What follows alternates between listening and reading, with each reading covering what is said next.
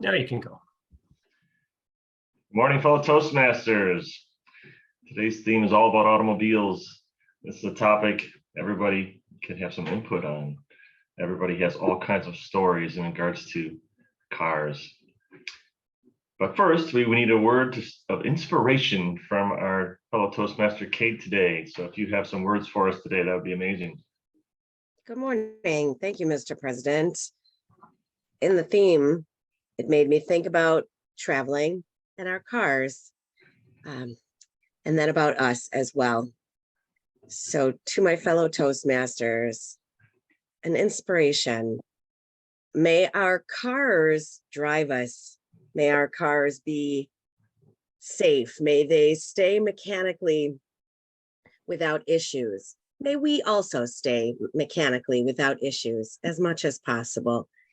May our travels be safe. May any guardian angels we call upon to protect us as we travel and keep us safe every day inside our cars and out. Anybody who knows patron saints might know Saint Christopher is the patron saint, they say, of travel. So I would call on patron Saint Christopher to guard any of us who wish him to and keep us safe in all our travels. And since we didn't have to drive this morning, just in general, here at Zoom, keep us safe wherever we are. Thank you, Mr. President. Kate. You're here to that. Next order of business is the pledge to the flag.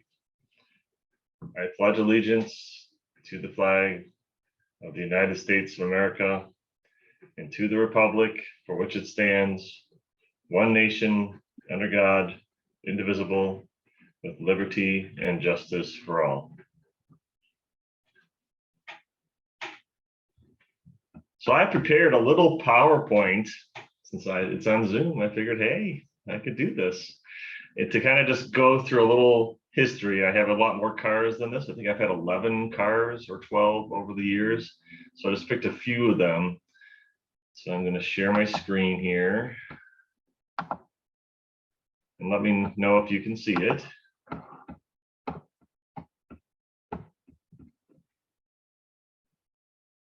Yes. Can we see it so far? Yes, we can. Okay, great. Weird. Move this around. I haven't done this in a while.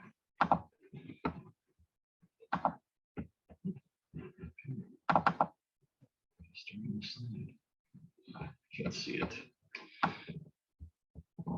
Just double click on the first slide. It'll start the slideshow. Thank you.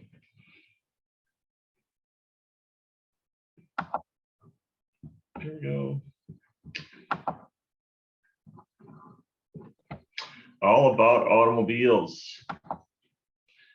This little green, or should I say orange car here it is a replica of my original car that I got for free from a friend of mine. This is my very first car. I actually did not get any driving lessons to learn to drive. I taught myself, although I did have two friends that helped me a little bit, but just 2 lessons. And many people say that explains my driving skills. But in the end, that was a little beast that I had. You had to give it a little powerful name. A lot of people name their cars. I know my kids do this as well, because it's a little guy and he doesn't have a lot to get up and go. So you got to give a little more powerful name. And the one I got actually had a little more rust and whatnot. Got it for free. Ended up taking it when it did break down to the mechanic. He told me it was quite expensive to fix. And then I sold it to a guy who came to my house, $300. He dropped the battery in, started right up and drove it off. So I learned a little bit about dishonest mechanics that day. So they have a few of those out there, which might inspire people to tell a few stories about that. The next car is a Honda Civic. Again, little beast too. And I drove this sucker all over the place. And I'll tell a story about that later. But I wanted to go to the next slide just to kind of go through. I have to bring this up again. The following car after that was this Chevy Nova, powerful V8 engine. So I had that for a little bit. And then I had a Dodge Challenger, which is a really early Dodge Challenger here. And that's this little red thing. And I will tell a story about that as well as we go along for filler. I just wanted to get you a little visual of a few cars that I had over time. And this is my pride and joy nowadays. It's a 79 Corvette Stingray that I drive occasionally. I wish I could say I drive it more often. Certainly wouldn't drive it on a day like today with all the rain. But I do enjoy driving that from time to time. I always wanted one growing up as a young lad. So I got that. Let's stop the share. And we'll go into our roll holders today. Let me check to see if other people have arrived while we do have a few more arrivals. This is good. Let's see. Okay, looks like most of our roll holders have arrived. That's awesome. Jill, do you have a word of the day for us? Yes, I do.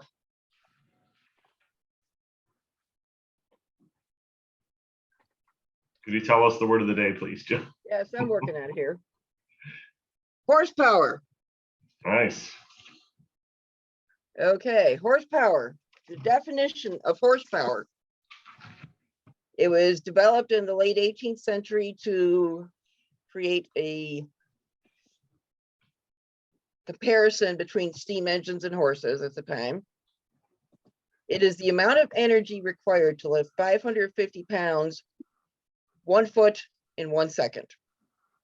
And I will put the definition in the chat. Nice.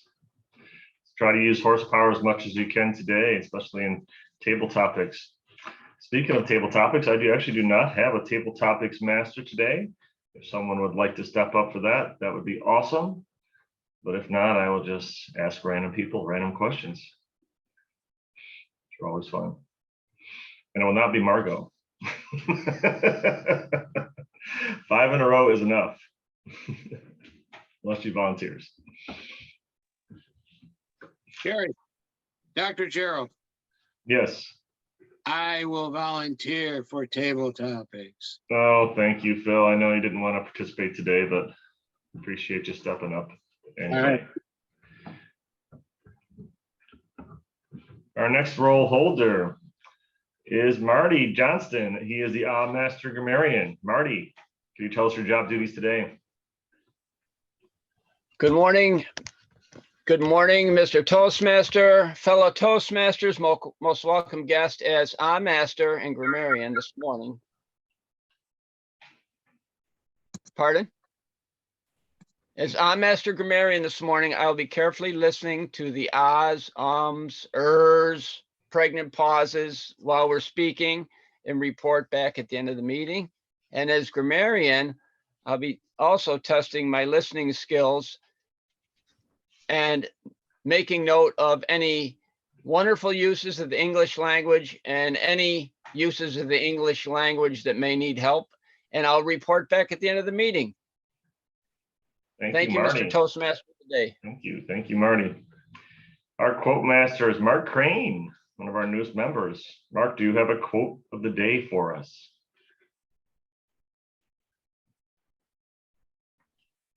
I did see him log on. Mark does not have his video on. He may have stepped away from his PC. Okay. So let's move on and we'll come back to him in a little bit later. Our jester is Tracy. Tracy, do you have a funny joke for us today or story? I do. I don't know if it's funny, but we'll give it a shot. So a driver was stuck in a traffic jam on the highway outside of Washington, D.C. Nothing was moving. So suddenly he hears a knock on his window. And the driver rolls down his window and asks, well, what's going on? And the man says, well, terrorists have kidnapped the entire US Congress and they're asking for $1 million ransom. Otherwise, they're going to douse the entire Congress in gasoline and set them on fire. So we're going from car to car collecting donations. And the driver says, okay, about how much is everyone giving on average? And the man replies, roughly half a gallon. So I'll leave you with one final thought. Are you sweating while you're putting fuel in your car? Feeling sick while you're paying for your gas? Well, I would say you might have the car owner virus. Mr. Toastmaster. Very nice. Everything's blamed on a virus nowadays, sadly. If you don't know what it is, it's a virus, computer or health-wise. Jen Zappa is our timer. Jen, can you tell us our timing parameters today? Yes, I will be your timer today.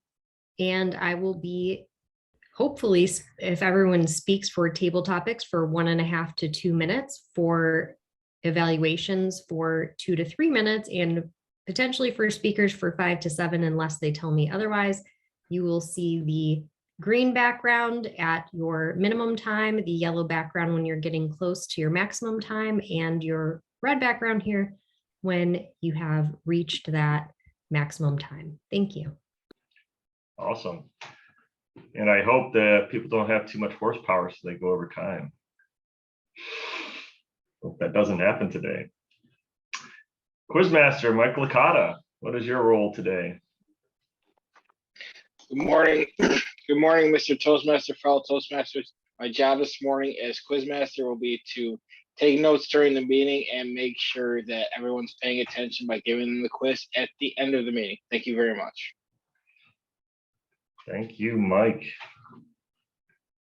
According to, I can't forget to introduce this last role holder. He is extremely important for this meeting because he's evaluating me. Mike Florio is our general evaluator. Tell us your job duties today, if you could. Mr. Toastmaster, fellow Toastmasters. Before I begin, I just wanted to talk about my my first car, 1980 Pontiac Sunbird. I think, is there such a thing as negative horsepower? I gotta believe that it may have had negative horsepower. That's how slow my little 4-banger was. Anyway, I will be evaluating the evaluator, the tone of the meeting, and the evaluators, and then report back at the end of the meeting. Mr. Toastmaster. Thank you, Mr. General Evaluator.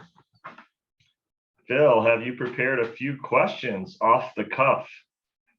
This table topics is next. If you have stepped away, I can come back. Yes, I have. I'm trying to find out who doesn't have a job, who I could pick up. Oh, I can tell you that. Great. Sylvia, Eric, Len, and Carol, if she is participating today, that is who I saw so far.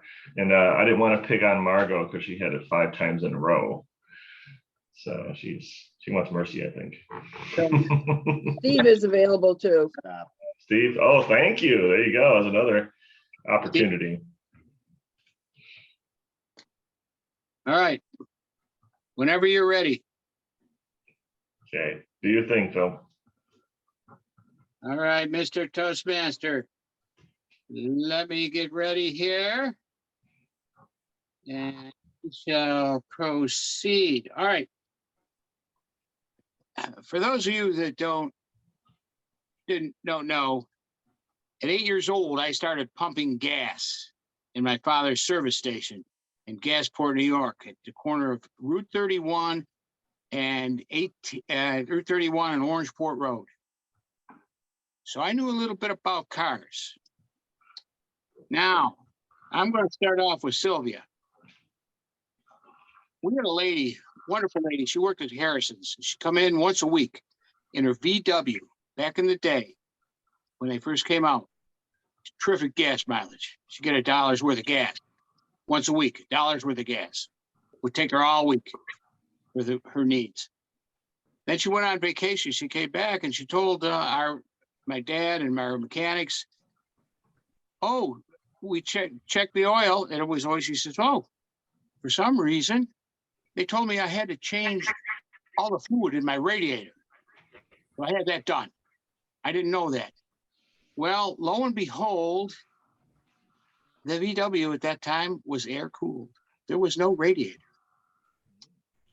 Sylvia, have you ever been taken by a mechanic that was a little less than honest? Wait a minute, can you, I'm having difficulty.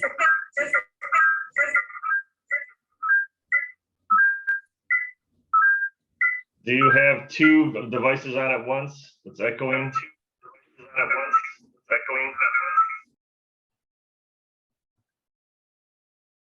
I just killed your other one. Try it now.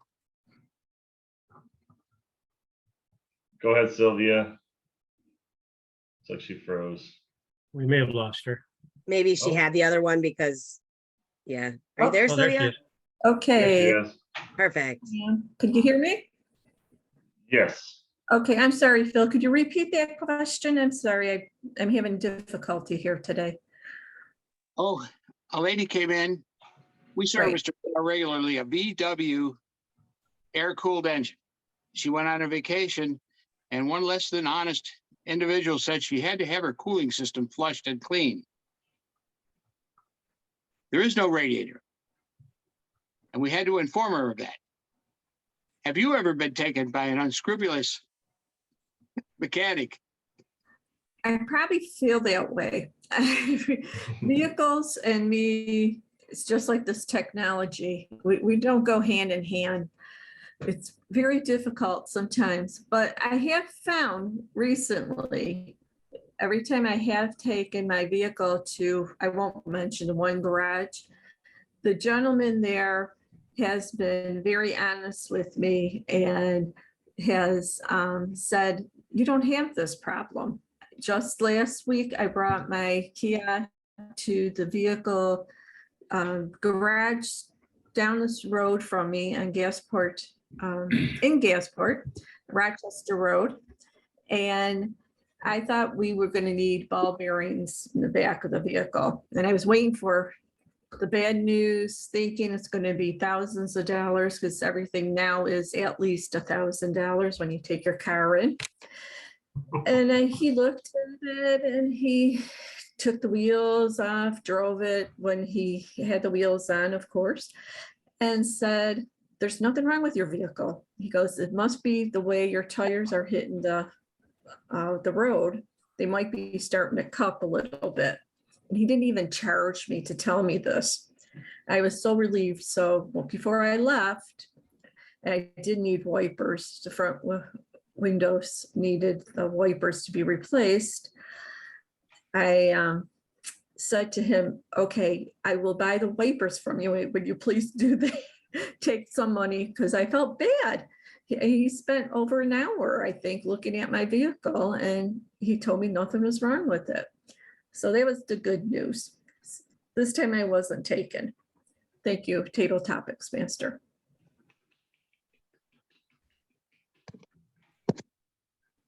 All right, thank you. Now, let's go to Steve. He likes to drive a big truck.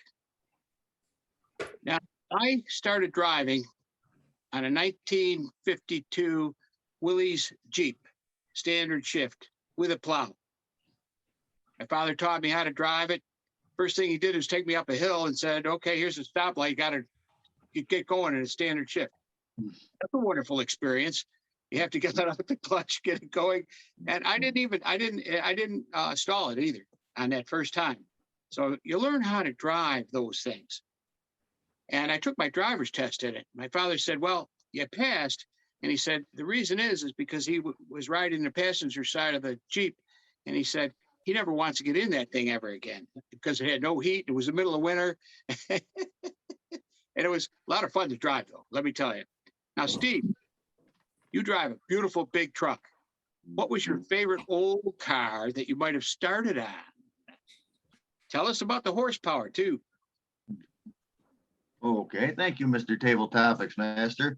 My first vehicle was a 1967 Dodge. The year was 1972. And I graduated high school that year. We had to get a car so I could drive off to community college. So we went out looking, we got this 67 Dodge. Had plenty of horsepower, it was a good car. The problem was, Ma decided I hadn't yet got my license. I passed the test easily, which was another long-standing rivalry I had with my brother. It took him twice. I was determined to do it on the first time, and I did. But she put the car in his name because he had his license at the time we got the car. So in his mind, he owned the car. Didn't want to pay any of the bills on it, but he owned it, so he'd take it, drive wherever he wanted to. I never said much because I got it for what I needed to drive to college. Now, my first truck, I wish I could remember the year of that thing. It was an old half-ton Ford pickup I bought from an old farmer over in Middleport. It had standard. That was how I learned to drive a standard, was on that, and a 300 inline 6. Now, that didn't have a lot of horsepower, but you couldn't stall that thing out. I could haul anything with it. We drove it home from Middleport here to Wilson with no plates on it. I had my brother driving the other car running interference. Now, we drove right by a sheriff, and I'm sitting there snowing myself. Fortunately, he must have been on his coffee break. He never bothered to look up at us. But those were the first 2 vehicles that I ever drove. So thank you, Mr. Table Topics Master.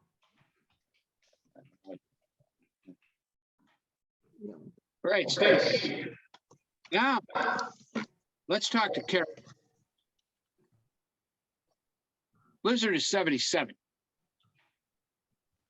Everybody's going home. I got stuck at my friend Jackie Kenny's. Her husband was stuck up in Buffalo.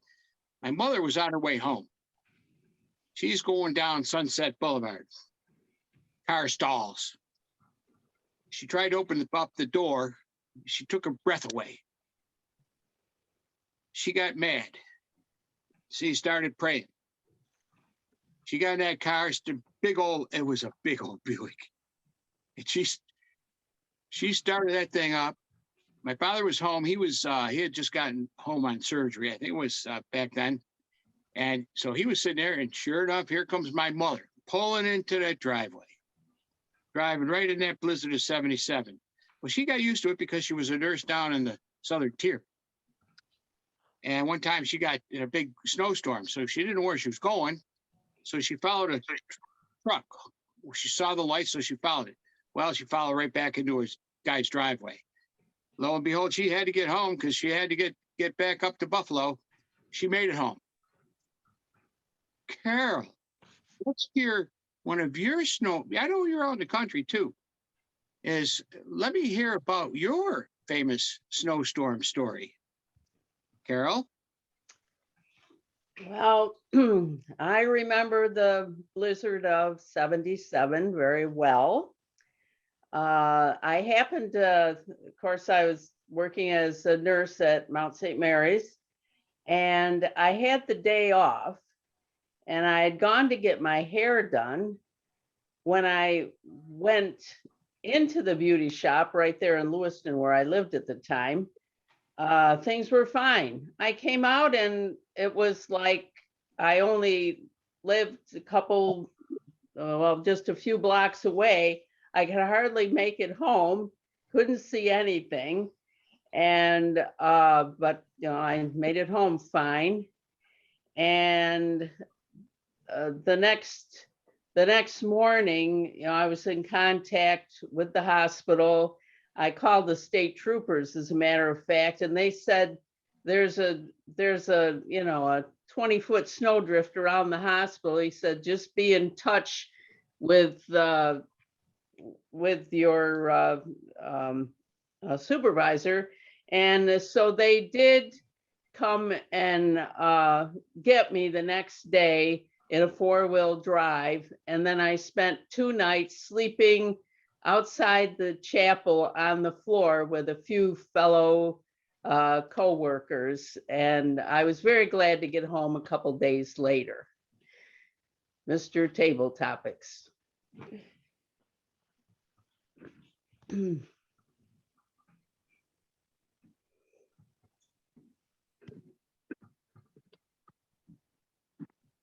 All right. So I'm going to turn it back over to the Toastmaster. All righty, thank you so much. Table Topics participants. If I could get a timers report, Madam Timer.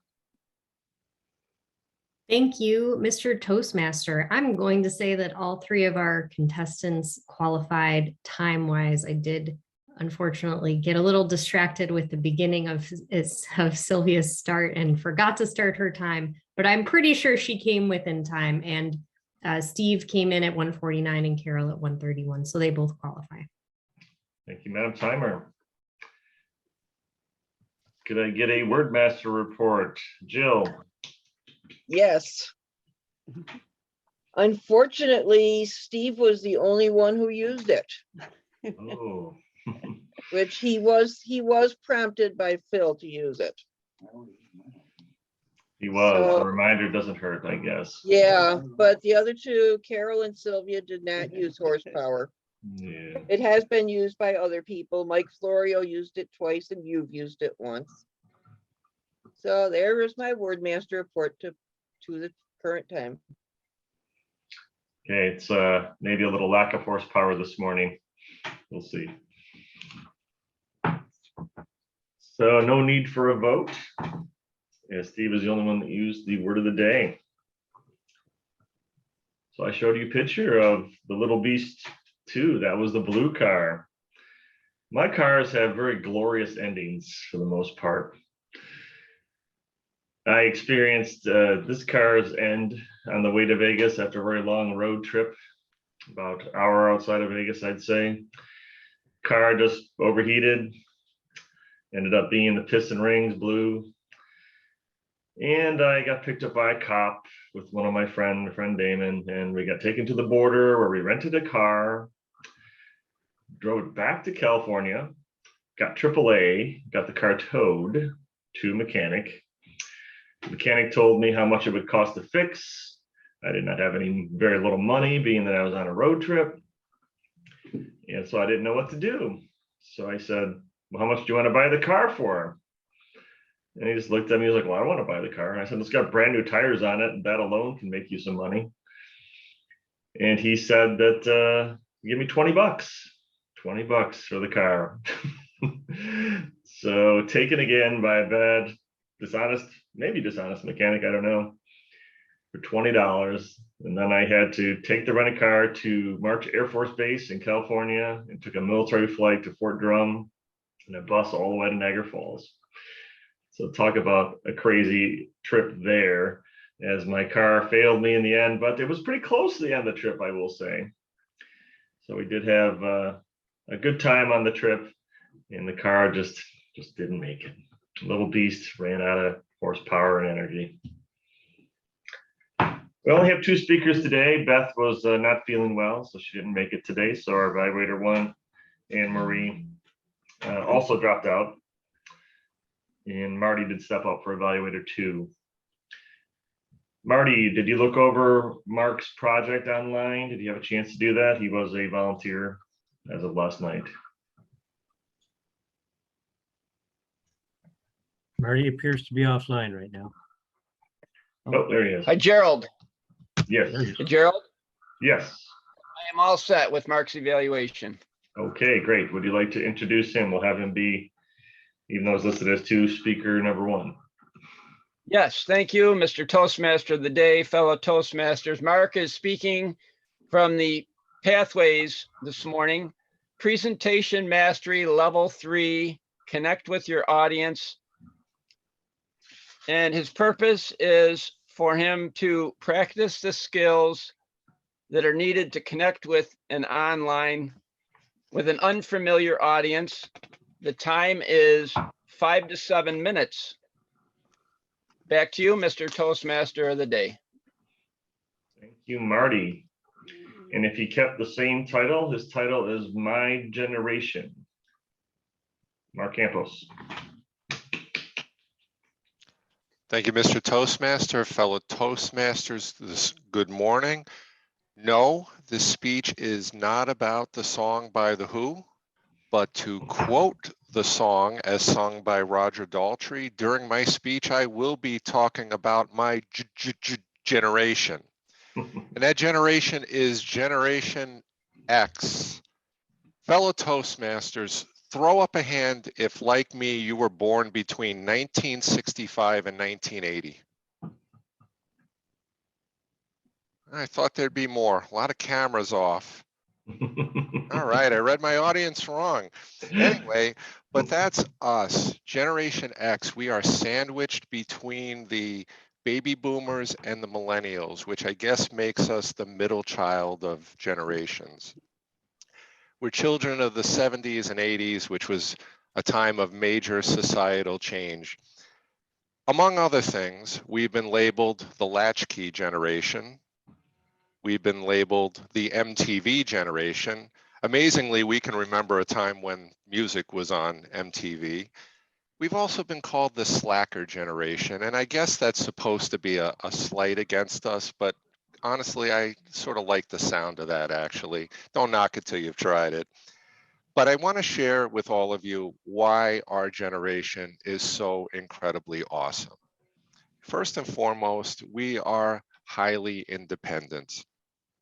If we were the latchkey generation, it's because it was a time where there were rising divorce rates in the country, maybe single working parents, or both parents needed to work to make ends meet. So we had to be able to do for ourselves. Additionally, we were also what you would call outsiders, meaning that our parents actually sent us outside to play, and we were able to roam our neighborhoods freely until it got dark or whatever curfew we were given. And amazingly, we enjoyed that and somehow we survived. We did not have helicopter parents in Generation X, so we're very strong-willed and independent. Additionally, we're pretty tech savvy, but not tech dependent. Imagine this, we're old enough to remember a time when we used rotary phones, typewriters, basic calculators. We didn't have the internet. We actually had to go to the library and use an encyclopedia because only the rich kids had encyclopedias at home. And we're really the first generation, if you think about it, to grow up with computers, which makes us sort of unique. But I think our generation is also very, very comfortable using technology, using the internet, using computers. I think also we are very good at the work-life balance thing because we're a product of a time when work was not a 24/7 thing where it was all consuming. And especially if we came from a generation where we were latchkey children, I think we really tried to strive to make sure that we found a good balance where we were not away and working all the time. And I think ultimately we are a bridge generation. We are old enough to be able to relate to the baby boomers, but young enough to still relate to the millennials. And quite frankly, we're probably keeping both generations from killing each other, as a matter of fact. But again, I think ultimately, in closing, I can't label us the greatest generation. Only one generation has earned that title, and they are the GOAT, the ones that fought and won World War II. But I'd have to say, fellow Toastmasters, I think our generation, my generation, is pretty darn awesome. Mr. Toastmaster. Thank you, Mark. Our second speaker for today is Les Robinson, and his evaluator is Nancy Ferry. Could you tell us about his speech today, Nancy? Thank you, Mr. Toastmaster. Les Robinson is doing a speech from the Emotional Intelligence Level 3. And I think that's the pathways, and his time is 5 to 7 minutes. Do you have his title? I do have his title.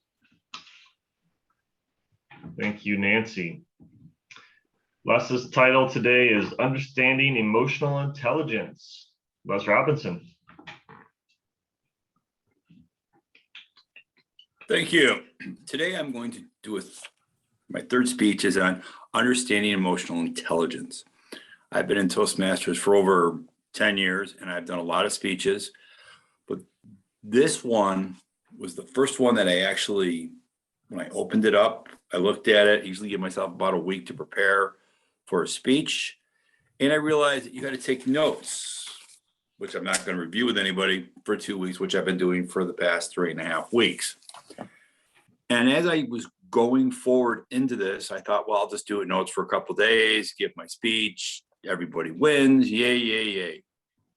But I found out by doing that, I was going to lose on the advantages of being able to develop the ability to speak, communicate with people, and enhance my ability to be a better communicator.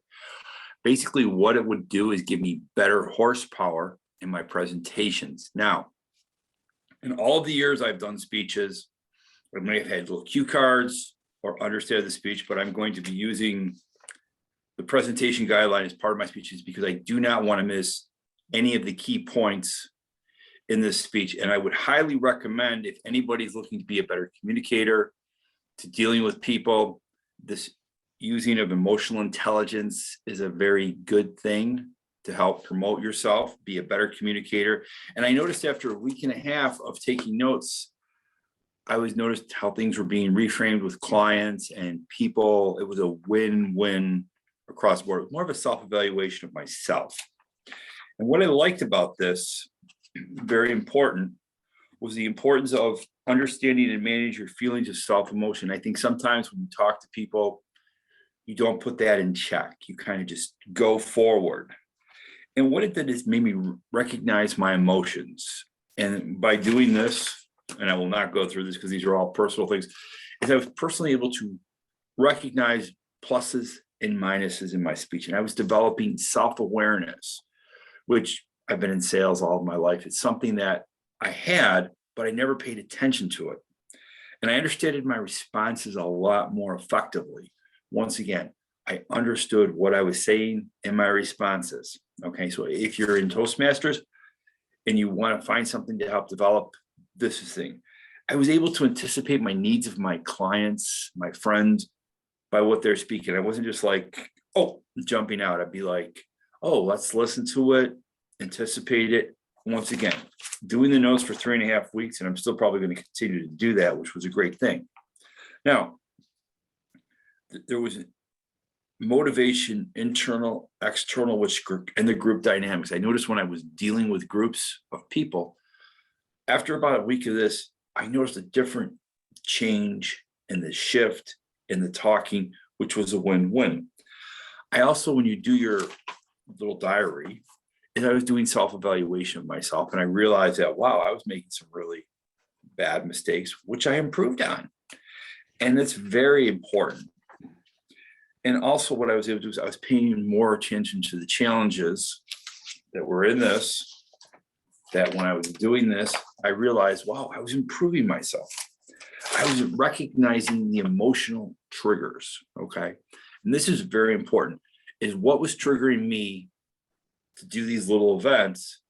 And by doing them, reviewing in my little diary I did, I found out the triggers in my presentations, that after I found them out and I removed the triggers, my presentations were a lot more effective. Okay. Also, what I was able to do was able to relax, detach from the situation. I was able to center and focus a lot more effectively. Okay.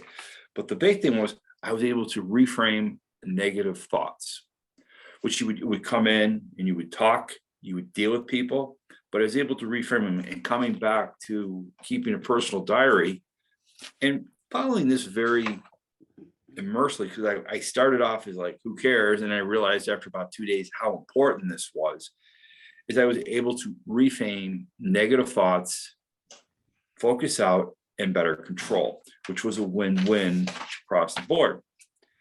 I was able to increase my listening ability, communications skills, which became more effective, better listening, actually sales increased. I've got some more referrals. So overall, it's been a win-win by doing this whole entire understanding your emotional intelligence. It's one of the weirdest things that I've walked into I was not expecting. I was not expecting to actually, I was expecting just to kind of get through it, but how much it enhanced my life. And this is one of the second times I can say in Toastmasters. The first time was not to say and this will be the second time is how this emotional intelligence has made me a better communicator. I would make highly recommendation if you're looking to do a new pathway is to do the level 3, the emotional intelligence, because you will notice if you follow this procedure, you will follow your own events and make you a better person. Thank you.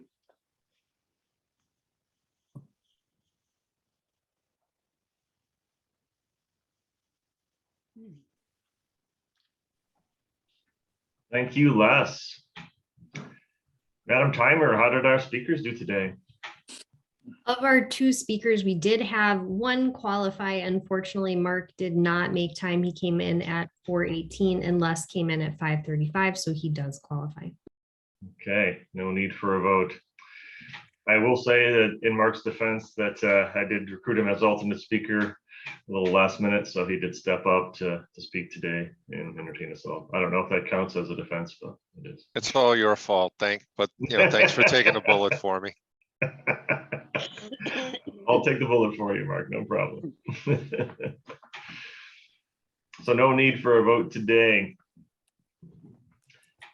So my Little Beast 3, I had the same car, same type of car. This was also blue as Little Beast 2. That one also had a very interesting story and more mechanical issues. I never learned from the first 2, apparently. I had to keep getting the same car and having more and more mechanical issues. So this car, I remember driving to Big Bend, Texas, and Katie was there. I know she enjoyed that national park. But there's a little town outside of that called Marathon, and boy, was this car a marathon. I drove into a gas station, took out the fuel pump in the middle of Easter weekend. So good luck finding a mechanic. There was nobody around. It was 5:30 in the morning. Luckily for me, we had an early riser that came into the gas station, which was closed. It wasn't even the gas station owner. It was a guy that just, I don't know, he worked there and he said, forgot something. And he said, oh yeah, you can call AAA. AAA doesn't cover way out mistakes. So in the end, I did get a tow truck, which towed me to the only available mechanic, which was a lawnmower repair guy. And he took the car in and we drove an hour to get the fuel pump, repaired it, thought I was good. In the end, not so much. And this was stick shift, so I got up to 5th gear, thought I had a little vacation to salvage, and it only went 50 miles an hour. So I drove this car all the way around Big Bend National Park, drove all the way back to New Orleans, 50 miles an hour. And from there, got some stuff, drove all the way to Niagara Falls, 50 miles an hour, to another mechanic. In the end, it was a loose wire, so I didn't fix it properly. This car ended up going through a flood in New Orleans. So the water went halfway up the door and some plants growing out of the back of the car at one point. Still kept going though. Little Beast had a strong heart and a lot of horsepower.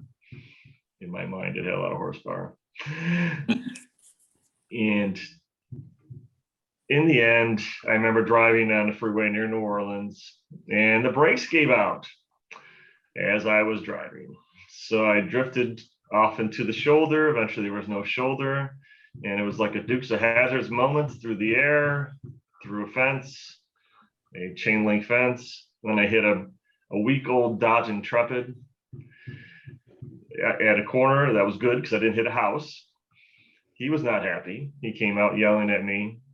For some reason, my friend Damon, still my sidekick at my side, even all these years later, he came out and pretended that it was his fault that I hit him. And the guy got very angry, and the cops were there, of course.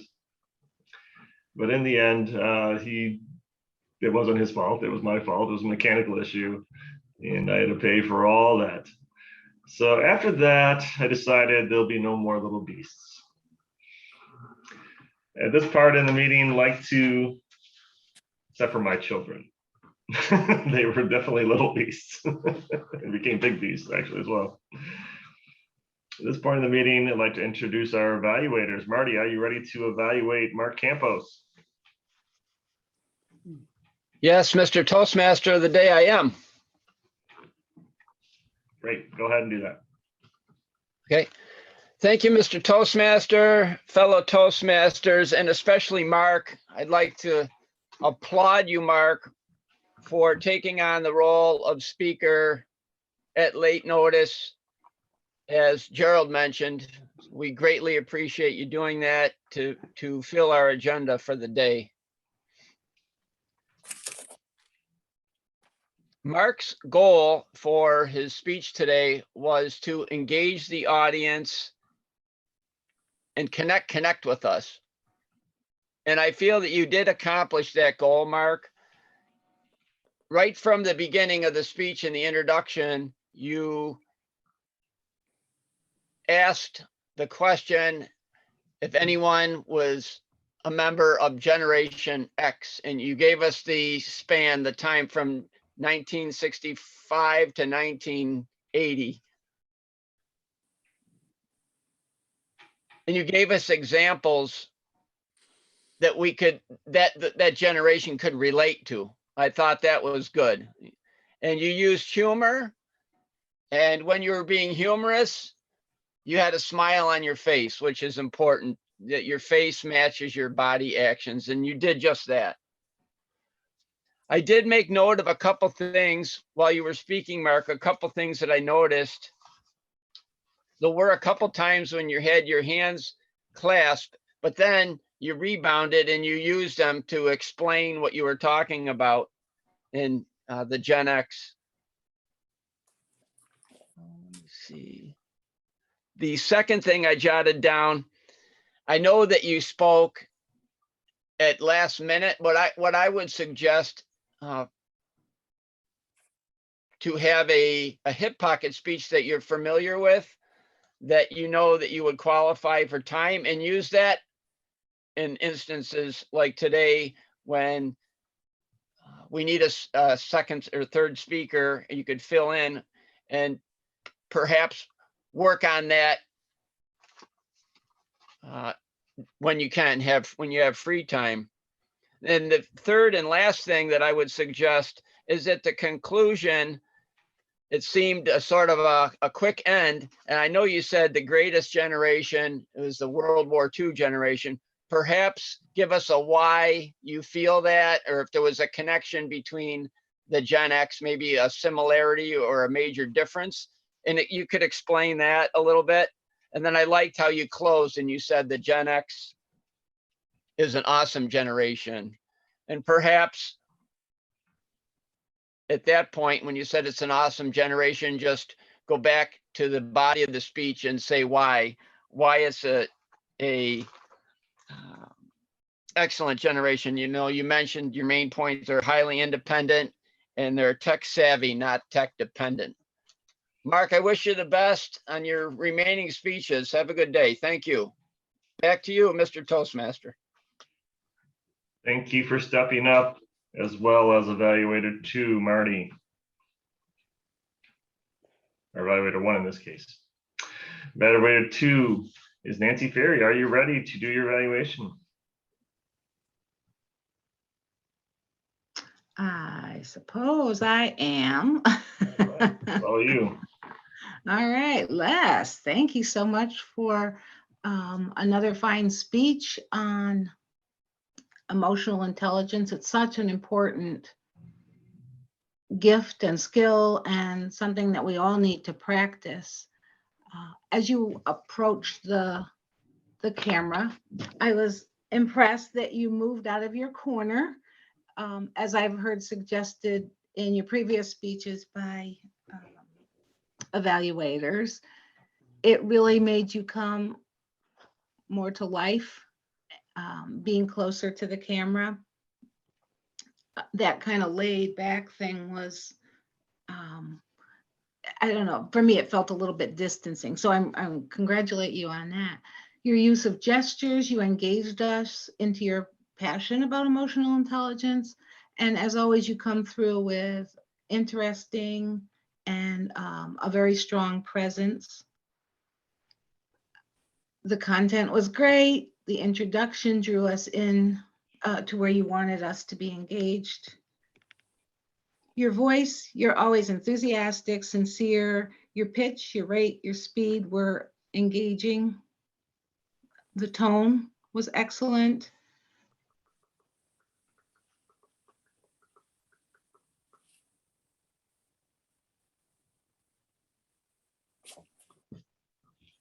What happened? To hear a lot of it, a lot more of it from everybody. The talk was interesting. Your speech was engaging. You engaged the audience, and maybe to improve your speech next time, there were several times where you lifted up your notebook on this side or this side. It would have been, but on the video, it sometimes hid your face a little bit, and it just a bit distracting, not anything too much to just to be aware that on the camera, it's a little bit more distracting. All in all, great speech.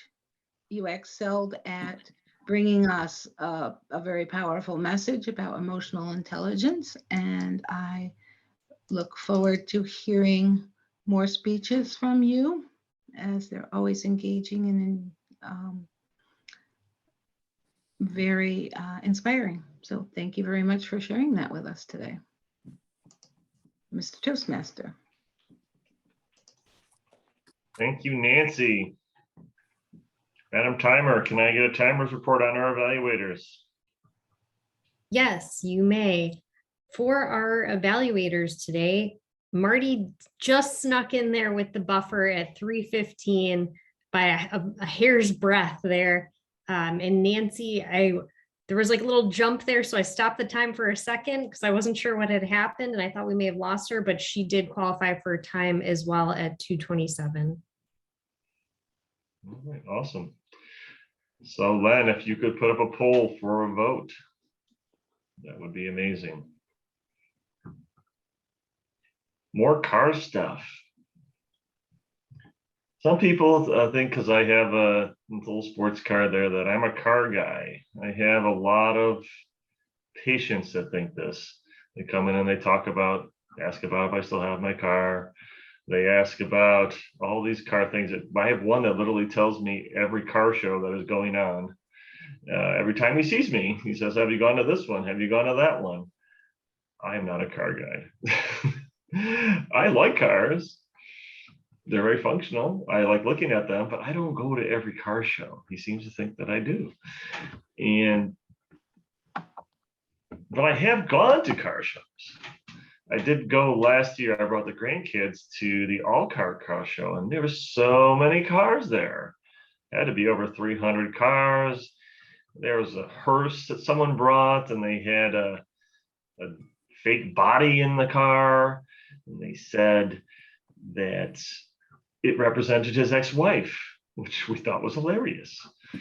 So there's some funny people at car shows. You cannot go near their cars sometimes. I had a couple grandkids with me, and my daughter did have a backpack on. One of them freaked out a little bit when she swung. Her backpack was looking, it was like it was getting closer to the car. You know, you want to get a scratch on that fine car. So she freaked out a little bit about that. Can't touch the cars. Grandkids, they want to touch everything. So of course they wanted to touch the cars. There was one car with in the trunk a bunch of snacks, and my granddaughter thought that was the snack car. So she walked over there to try to take someone's snacks. So we had to pull her away from there. They had a car that had, it was dark, it was green like the Hulk, and it had a little Hulk fists on it, and characters like that are all through the car show for sure. But there were so many, there was all over the place. I like all those old cars. I don't know the names of them all, but I like looking at them. They're cool, but I am not a car guy. At this point, it would also be good to see if our role player, Mark Crane, I know he has a quote, but if he can come on audio and give us his quote of the day, that would be amazing. Mark, can you take yourself off mute?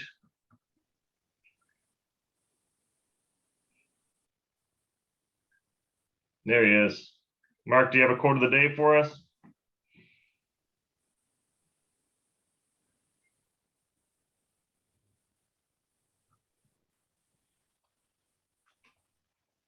Can't hear you, Mark. I'm not sure why. You can hear us.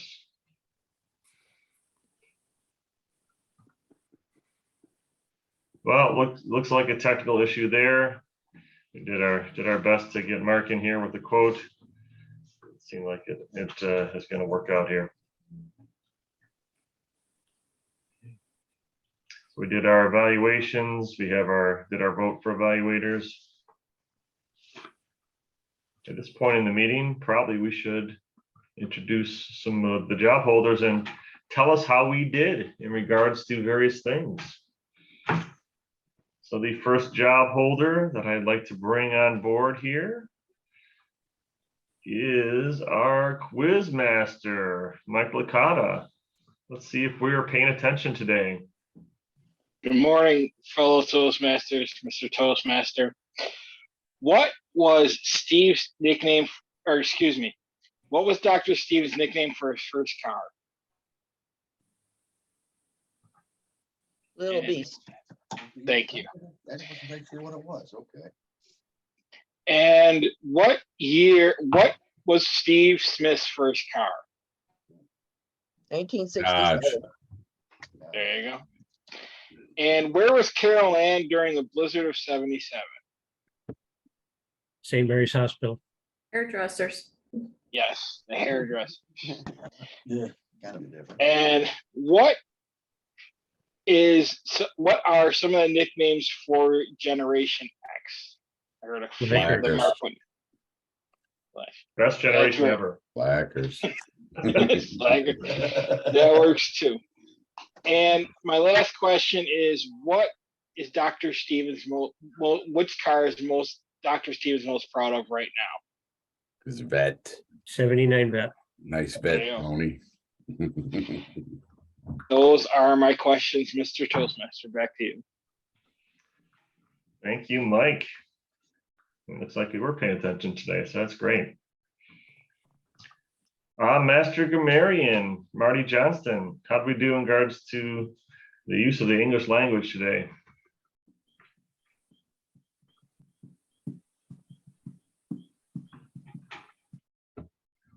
Everybody's turning their video off today. Yeah, maybe Marty stepped away. Let me see. Thank you, Mr. Toastmaster of the day, fellow Toastmasters. I was giving Mark a hand here. Hold on one second. Okay. Thank you, Mr. Toastmaster of the day. We'll start with the ahs and ums. My role as master. I had a couple ahs and a couple ums going down the list. Nancy had a couple ums, one ah. Sylvia had one I'll proceed to my grammarian report next. Gerald, I like the sentence you said, I like cars. They are very functional. Let me see here. Phil had a repeat during table topics. You said, I didn't. And I know you just meant I did not. And then carried on with the rest of your sentence. 1 second. Nancy Ferry, I like the phrase, bringing us a powerful message when you were talking during your evaluation, Les Robinson speech, bringing us a powerful message. Mr. Toastmaster, that concludes my report. Thank you, Marty. And I must say that we're getting our horsepower together, and Mark Crane would like to know if he can try to give his quote through my phone. Absolutely, please do. Yes. can try that. He's determined and he doesn't want to let us down. Would you like to appreciate the try that determination. next, or you want to come back to that in a minute? No, please. If he Okay, is ready, we're ready. Mark, you ready? Okay, here you go. Okay.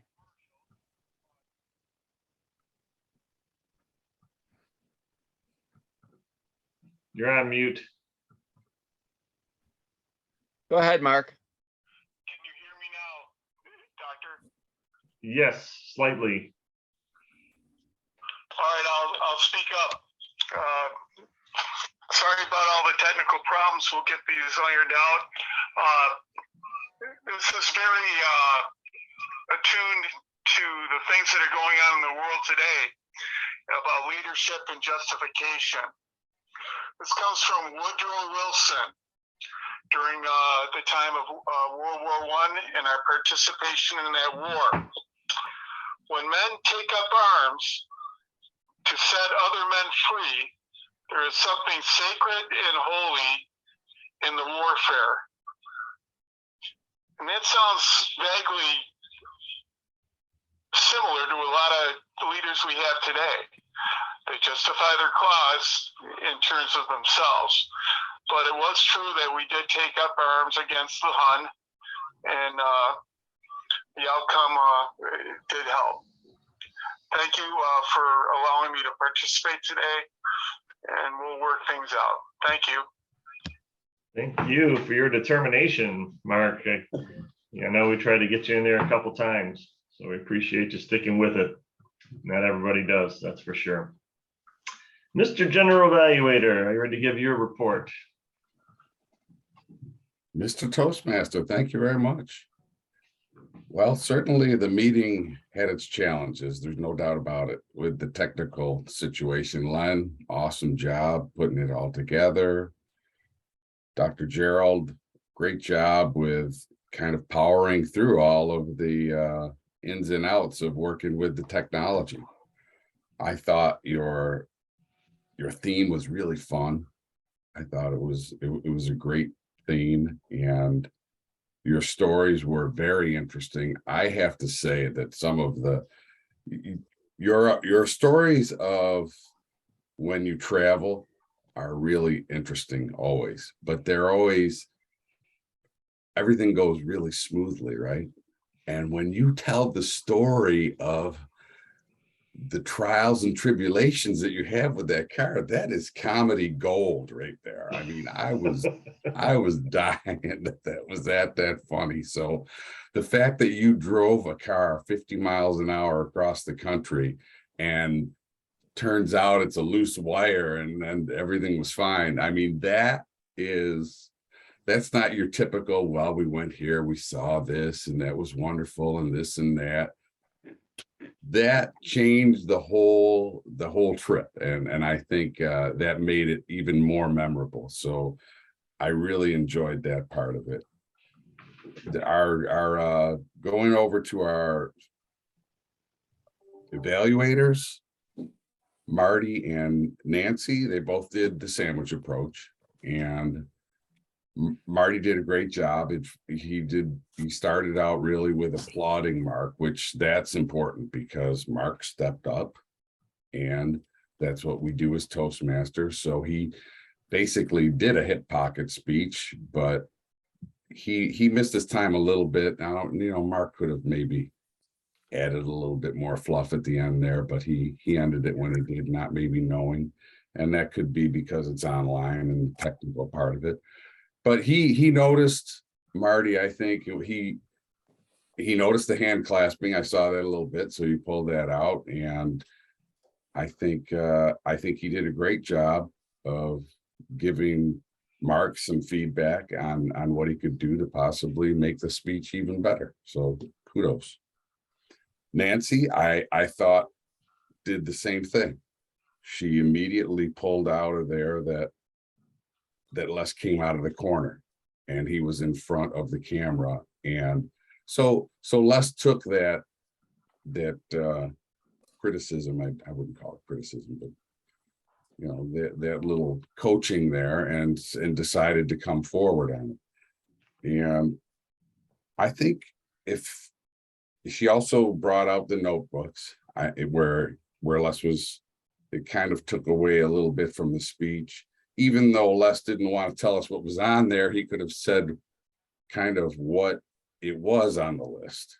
Or I was looking for from Les maybe a little bit more of a definition of what emotional intelligence was. I was kind of looking for that. This is what it is, and this is why you need it. So maybe that's something that hopefully could come out of it. But all in all, I thought it was a great meeting, a lot of fun. We didn't have as many people as we would, but it still went off very well. Nice job, Dr. Stevens. Thank you, Mr. General Evaluator. And as per our tradition, the last report is of our word master. How did our word of the day do, Jill? You're muted, Jill. Okay, I'm not now. Steve was yelling at me. You were asleep. I was not asleep. Yes, I did. Anyhow, the word kind of fell off. There wasn't much car talk on this meeting today. Yeah. You used it, Dr. Gerald, 4 more times that I counted. Phil, Les, and Marty all used it. And that was all that horsepower made it in there today, which is kind of sad for the horses and for the cars in the world. Thank you, Mr. Toastmaster. Even though not everybody used the word, there is still a time for some folks to use it if they desired. We definitely have, even if you had roles, maybe you have a burning story that's about your car, some crazy story, an accident, so many options there. Literally anybody could have a story here. Eric, you're pondering there. Do you have a story for us?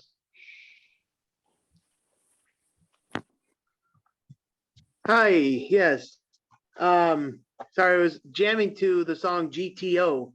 I remember Music with car. No, I had my first car. It was about fall of 2011, and it was those old Saturn cars. And funny story, well, it wasn't funny at the time. I was driving down Old Beatty Road. This was Memorial Day weekend.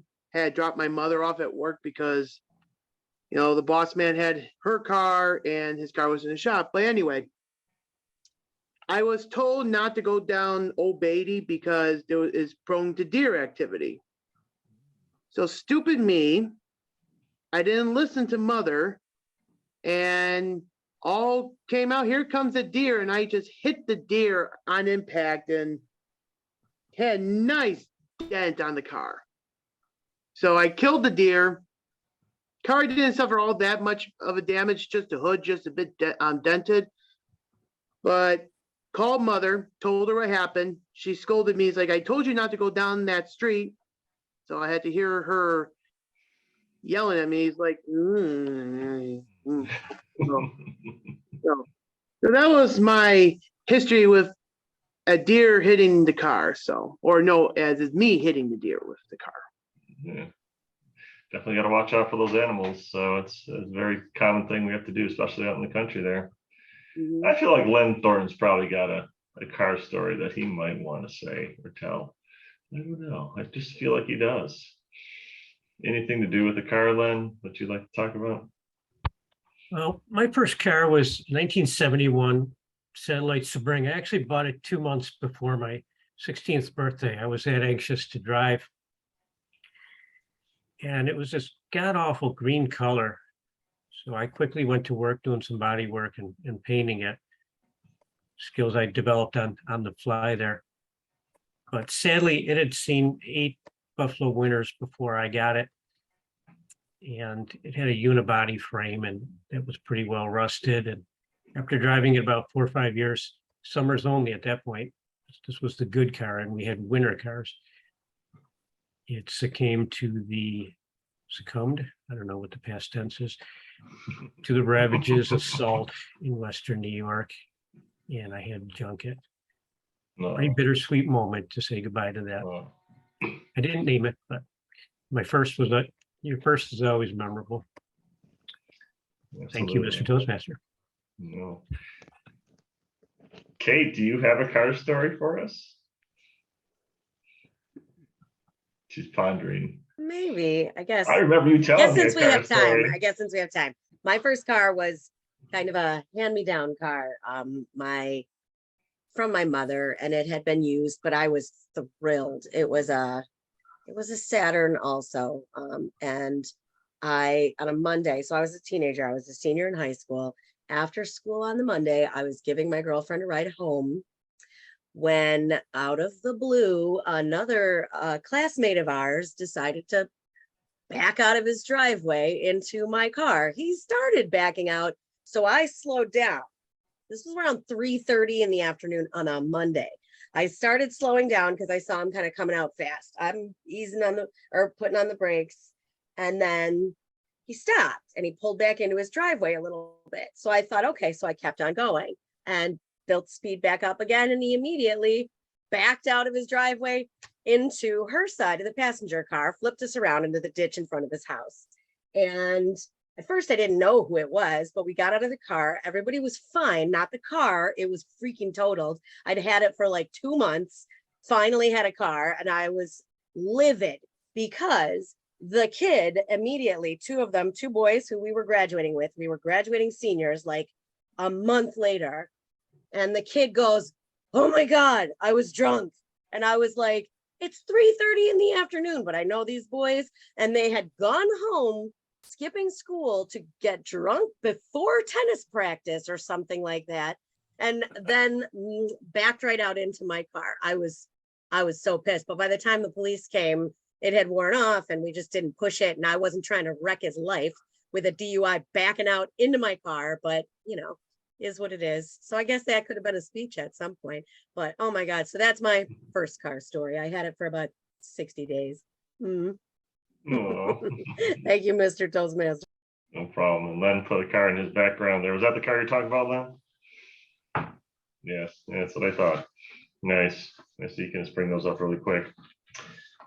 At this point in the meeting, I'd like to announce the winners. We have the only person that used table topics word of the day was Steve Smith. Congratulations, Steve, winning there. And our speaker in regards to time that won today was Les Robinson. Cool.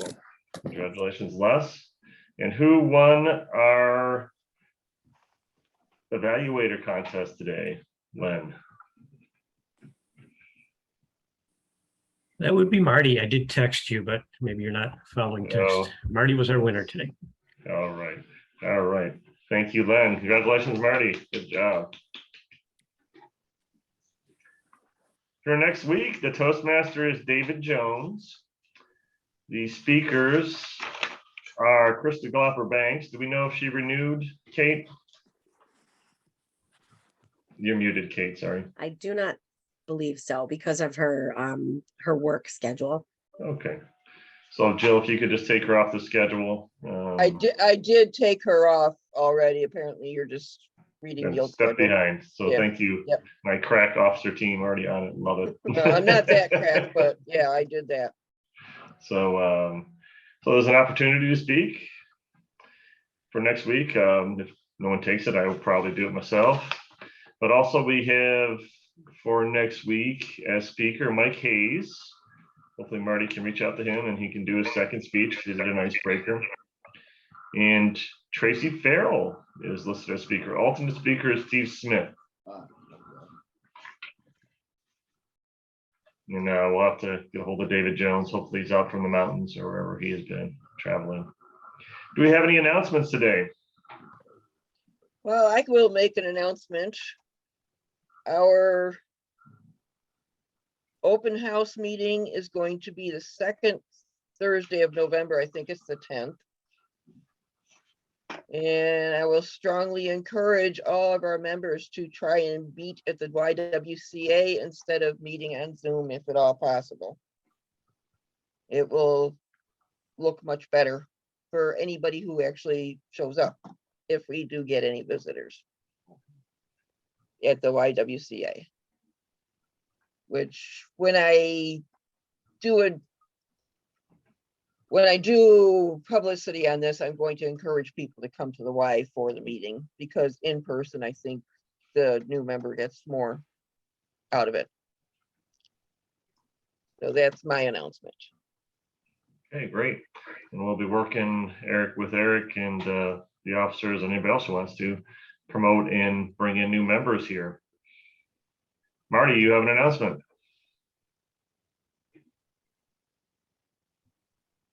Yes, thank you, Mr. Toastmaster, fellow Toastmasters. I will call Mike Hayes. I saw that he is on the schedule to be a speaker next week. Did Mike give his icebreaker already? He did. I believe he did. Okay. did. Well, I'll call him this morning and confirm with him. I did send him a message, but as you said, a phone call is probably better regarding today's meeting. I did send him a message regarding renewing his dues and letting him know about Zoom. And I know he had a situation between him and his wife getting the kids on the bus at I think he said two different schools, and he was trying to iron that out. So I'm hoping that that's what this situation is and that everything's getting straightened out. I'll report back later today when I hear back from Mike. Okay, Dr. Gerald? Thank you. Sounds great. I appreciate it. And Kate, Mark go with Crane Kate next as an announcement. Go ahead, Kate. What, Marty? Sorry for interrupting. Mark wants to know if you'll put up with him again. He has a car story. Oh yeah, well that's yeah, we'll definitely want to hear that. Here you go, Mark. That's okay. Here you go, Mark. You're live. All right, well, thank you again. I feel like I'm calling from the Antarctic, but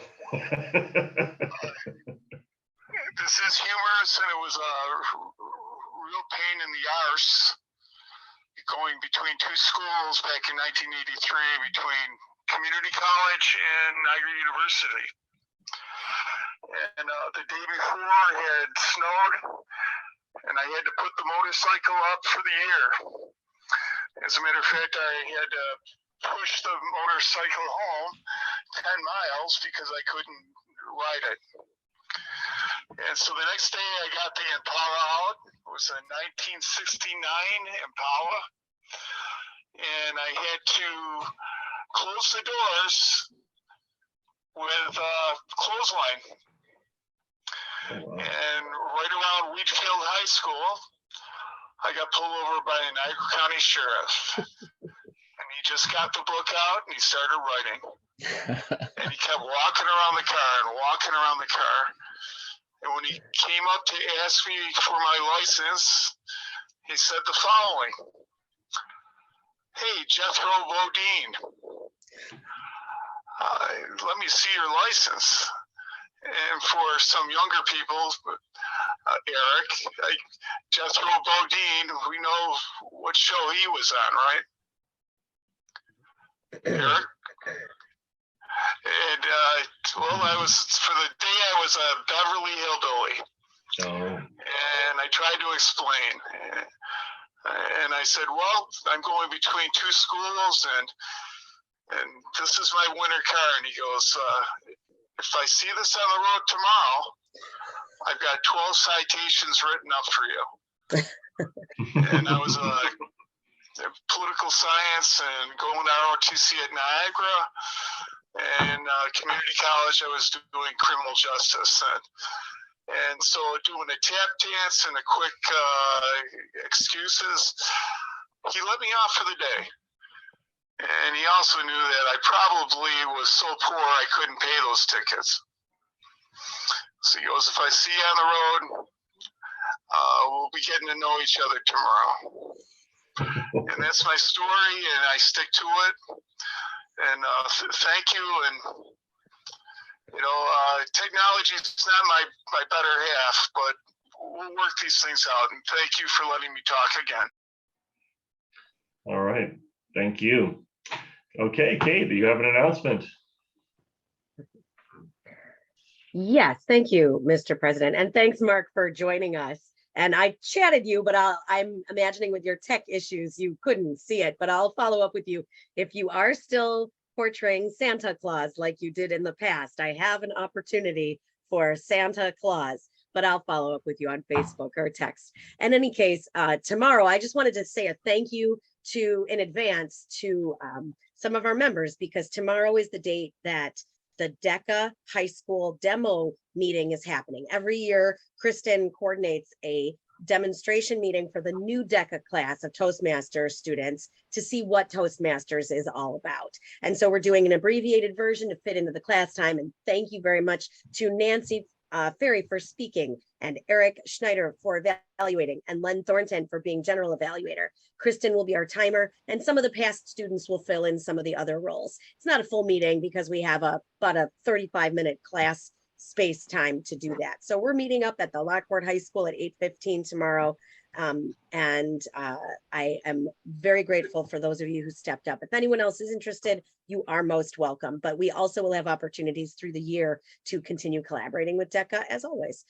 And Kristen and Jill DiTilio asked me to jump in, and I feel very honored because I know Eric is unavailable with his school schedule, and to somehow fill the shoes of Tom Moran, which is impossible, but I will do what I can to do that. So thank you for the time for the report. Thank you, Mr. President. All right, thank you, Kate. Nancy also has an announcement. Is it the same announcement or a different announcement? No, actually, it wasn't an announcement. I just wanted to say one thing about my first car. It was a 68. Okay. It was a Nice. 68 Saab with 3 cylinders. And you have not experienced driving until you've driven a 3-cylinder car. It used to get 56 miles to the gallon. But you mix the gas and the oil in the tank at the same time. Wow. And when you only have 3 spark plugs, when one of them starts to go, there's no warning. It just dies in the middle of the road. I used to keep a case of spark plugs and a gapper in the back of my trunk.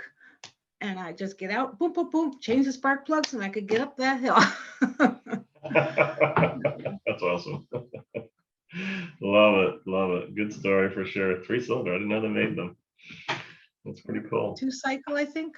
2-cycle, 3-cylinder. Oh, wow. They didn't make many. Not a lot of horsepower there, Joe. But with the wind behind you and going downhill, did a lot of coasting. When we had snowmobiles, back then, most of the snowmobiles needed to have the oil and gas mixed together like that. But we had Yamahas. We didn't have to mix the oil and gas. The engine mixed it itself. So the Yamaha snowmobile was better than the Saab car. Okay, awesome. Unless we have any other announcements, I'd like to conclude the meeting. It was a fun talking to you all, and we're back in person / hybrid next week. Correct, Sylvia? Sylvia's nodding. No, I'm here. I was just gonna email everyone in the chat. Next Wednesday, we could set up. I'm there from 8:30 to 4:30. So if we could set up, that would be fine. If it's gonna be after 4:30, let me know. And we'll have our meeting again. Thanks. Sounds good. All right. Well, I look forward to that meeting and to hear more great stories that everybody has. We'll see you then. You guys have a great day. Thank you.